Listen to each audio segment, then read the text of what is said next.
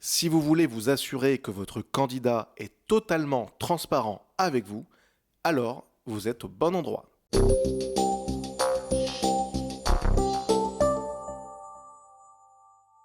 Les 3 gestes que les recruteurs ne voient jamais chez leurs candidats, c'est la formation que tu peux obtenir totalement gratuitement. Et pour ce faire, il faut que tu cliques sur le lien qui est dans la description en dessous de cette vidéo. Alors, comment repérer un candidat qui cache des informations, qui garde des informations pour lui? Je tiens juste à ouvrir une parenthèse sur le mensonge. Cette vidéo n'a pas pour objectif de détecter le mensonge. Et il y a une différence entre garder des informations pour soi et altérer la réalité de façon à tromper l'autre. Ça, c'est vraiment 2 choses différentes.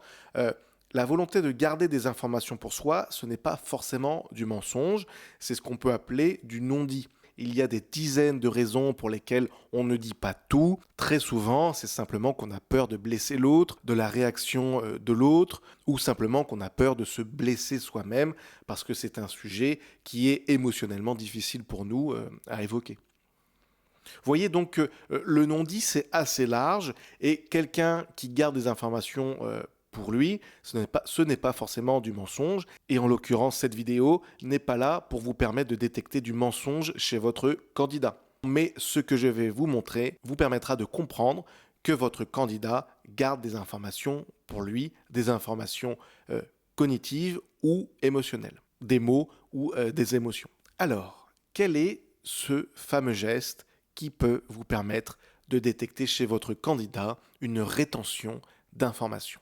Ce n'est pas un geste. En réalité, c'est une réaction corporelle et plus précisément une réaction de la bouche. À quoi ça ressemble à ça? Vous voyez, c'est quand les 2 lèvres rentrent dans la bouche.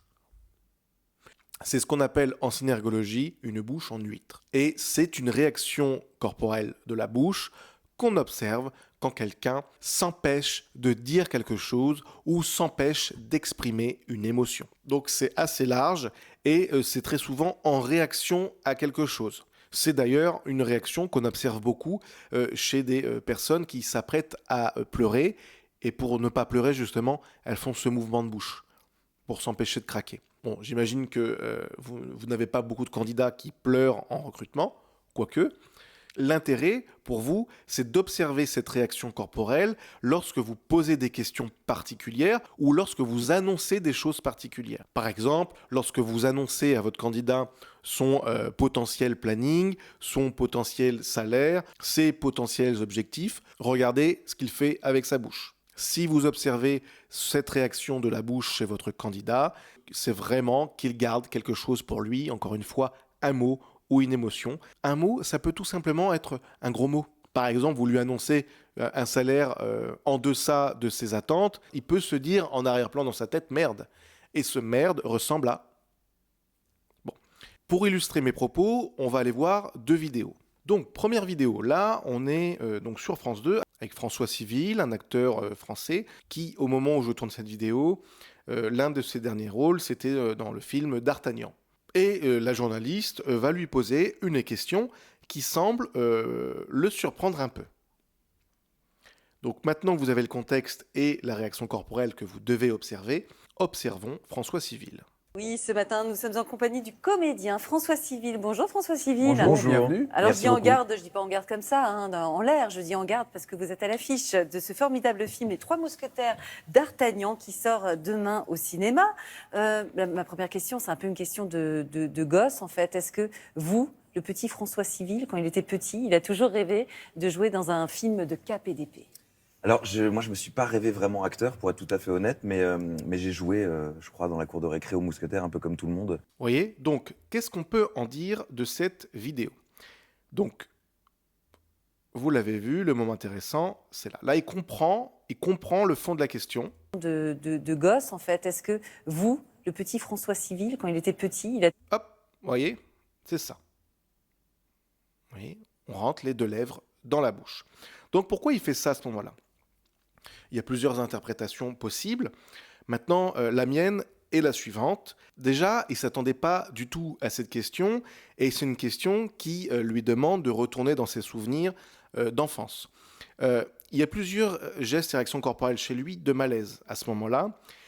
Donc mon interprétation, c'est qu'en fait, quand il était petit, il ne s'intéressait pas du tout à tout ça. Et en l'occurrence, quand il était petit, il ne connaissait pas du tout cette œuvre. Et donc cette question l'embarrasse parce qu'il ne veut pas avouer à la télé et à son public qu'il ne s'intéressait pas à cette œuvre avant le film. Donc qu'est-ce qui me permet de dire ça ? Évidemment, il y a cette réaction corporelle au niveau de la bouche. Vous voyez, donc là, il se pince le nez. Le pincement de nez est quand même une réaction corporelle qui s'observe souvent dans des contextes de malaise où la personne elle est surprise, elle est mal à l'aise, elle ne s'attendait pas à ça, ça ne se passe pas comme prévu. Vous voyez ? Et en plus de ça, derrière, il fait ce petit mouvement sous le nez. C'est un geste qu'on observe, nous, en synergologie, dans des contextes de non-dit, encore. Ça a d'ailleurs été confirmé dans une étude espagnole. Vous voyez, donc là, on a 3 réactions corporelles. La bouche, le pincement de nez et l'autocontact sous le nez. Ces 3 gestes sont quand même des gestes autour du non-dit. Donc ça nous permet de comprendre que là, il est peut-être en train de se dire « elle m'emmerde avec sa question ». Vous voyez ? Sauf qu'il ne peut pas le dire comme ça. Et donc ça ressemble à ça corporellement. Peut-être qu'il se dit ça, mais il pourrait très bien se dire aussi comment je vais répondre à cette question en paraissant intelligent, comment ne pas dévoiler mes failles quand j'étais jeune, comment ceci, comment cela.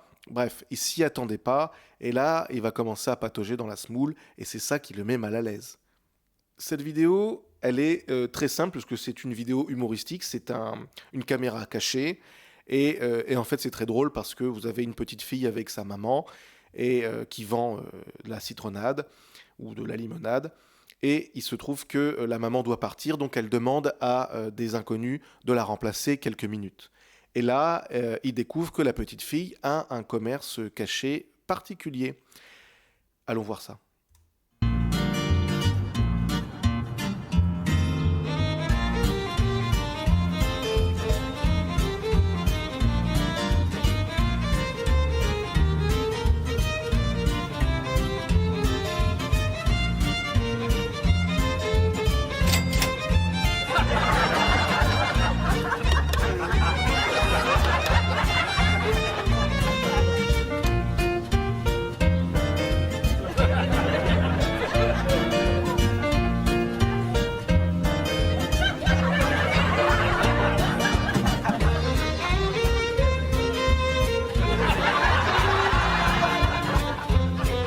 Bon, vous voyez, donc c'est assez drôle.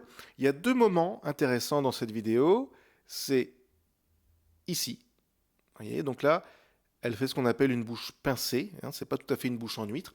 Les lèvres, elles rentrent pas tout à fait dans la bouche. Elles se pincent l'une sur l'autre. Donc on est vraiment dans une tension interne. Et si là, la personne, si elle est amenée à prendre la parole, ça va pas être très beau, quoi, hein. Il y a un peu d'agressivité. D'ailleurs, il y a une petite déglutition. Vous voyez, petite déglutition de malaise. Qu'est-ce que je fous là, quoi ? Comment je vais m'en sortir ? Et la réaction corporelle intéressante, c'est surtout celle-là. Vous voyez, là, on a une belle bouche en huître. Hop ! Vous voyez, donc là, on est dans du malaise, dans du non-dit. Elle s'empêche de dire quelque chose, elle s'empêche de montrer quelque chose. Elle est littéralement en train de se dire « Fuck, qu'est-ce que je fais là ? Comment je vais m'en sortir ? Je me suis fait avoir et je ne peux rien dire parce que si je dis quelque chose, je finis en prison. » Vous voyez, il y a un peu tout ça dans sa tête et corporellement, ça ressemble à ça. Donc, en contexte de recrutement, cette réaction corporelle de la bouche est extrêmement riche, extrêmement signifiante. Elle peut vous apporter beaucoup d'informations. Observez bien la bouche de votre candidat quand vous lui posez des questions pertinentes, quand vous lui annoncez des choses surprenantes. Ça va vous permettre de poser des questions ciblées. Ça va vraiment vous permettre de comprendre que votre candidat n'est pas forcément aligné avec ce que vous dites et qu'il a quelque chose à répondre ou pas. Mais en tout cas, c'est quelque chose qui va être difficile à sortir pour lui. Si tu veux d'autres astuces pour optimiser tes recrutements grâce au décryptage du langage corporel, je publie une vidéo par semaine, donc n'hésite pas à t'abonner pour ne pas les rater. Et j'espère te retrouver la semaine prochaine dans ma future vidéo. Ciao!